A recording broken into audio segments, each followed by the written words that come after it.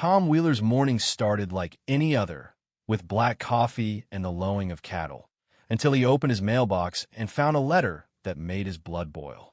It was a crisp, official envelope from something called the Bureau of Regional Infrastructure Maintenance and Environmental Leasing Brimmel, for short. The logo looked like it was drawn by folks who'd never seen a cow. Inside, a bill for $237.16 a month. For what? A gate placement rental fee. Tom's gate. His land.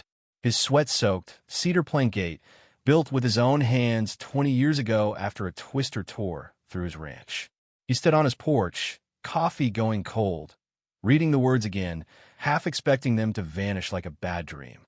Somewhere a rooster crowed, as if it, too, smelled the nonsense. Tom didn't laugh. Not at first. He tilted his head, squinted, and walked back inside, half hoping someone would jump out and yell, "Gotcha!" But no one did. The laugh came later, bitter and sharp, the kind you let out when you're torn between cursing the sky and rigging up a homemade catapult. By the time he drove to town, the bill crumpled in his fist like a wanted poster. He'd rehearsed a speech that could have starred in a Western. The Willow County Sheriff's Station sat between a feed store and a greasy spoon diner, both run by folks who thought gossip was a competitive sport. Sheriff Clara Holt was lounging on the station's porch, boots propped on a railing, sipping sweet tea and reading poetry like the world wasn't losing its mind. Tom slapped the bill down so hard her tea tipped over. "I ain't paying rent for my own damn gate," he growled, voice climbing like a runaway horse. "Next, they'll want me to PayPal the Department of Cow Manure."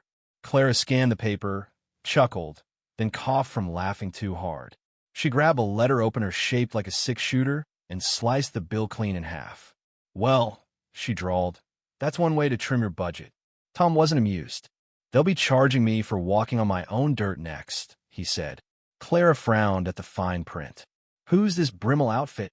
Tom pointed to the legalese.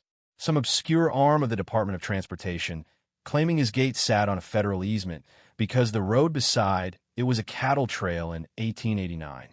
"I built that gate," Tom said, "on my land, after a tornado took the old one." Clara shook her head. "Call M." So he did. 11 transfers, 2 drop calls, and 3 robotic voices later, Tom got a guy named Carl, who sounded like he lived on vending machine sandwiches.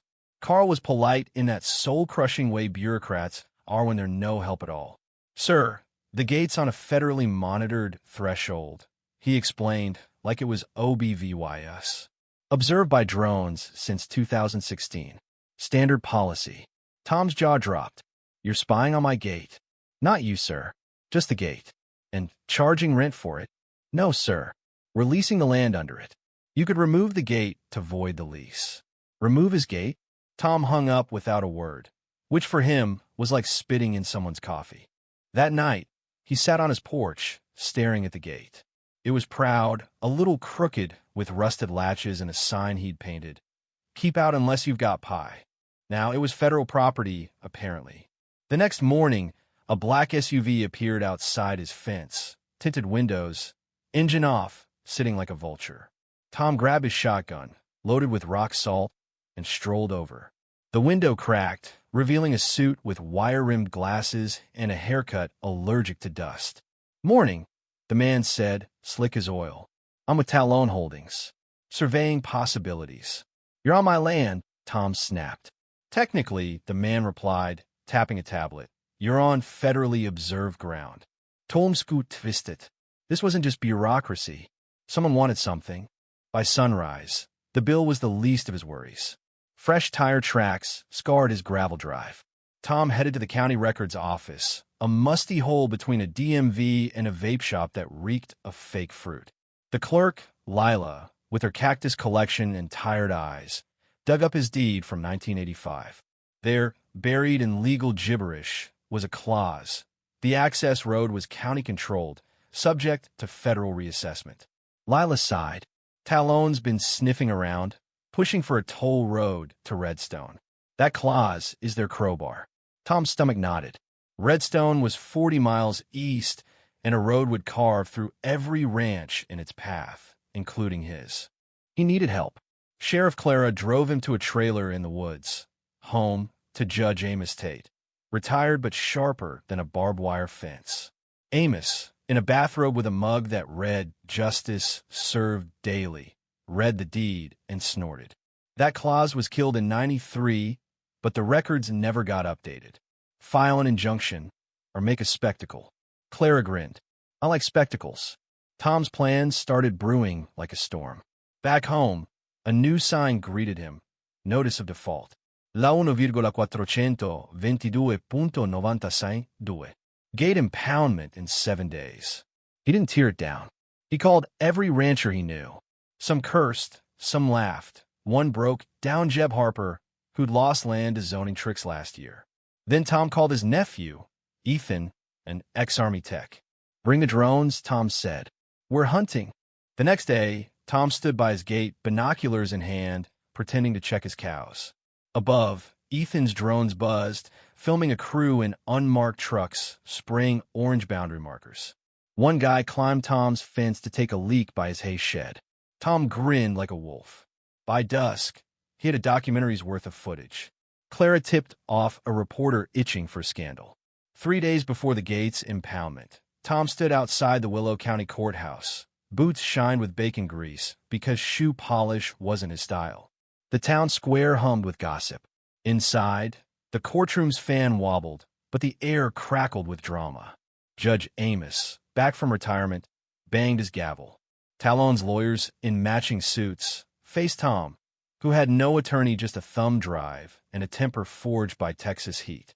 Your Honor, Tom said, I ain't a lawyer. I'm a rancher, but this stinks worse than a feedlot in July. He played the drone footage, trespassers, flags on his land, the fence-climbing pisser. The crowd gasped. Talon thought I'd roll over, Tom said. They want a toll road through my ranch, and every ranch to Redstone. The doors swung open. Ranchers poured in. Jeb with his own bill, a woman with a photo of her granddad's land, now flagged by Talon. Clara stood. We checked deeds. Everyone's got this clause. It's only enforced since Talon started buying land. A whistleblower leaked their toll road plan. Amos leaned back, silent, then ruled. The clause is void under the '93 charter. Fees canceled. Galta stays. Talon's actions are a breach of property rights.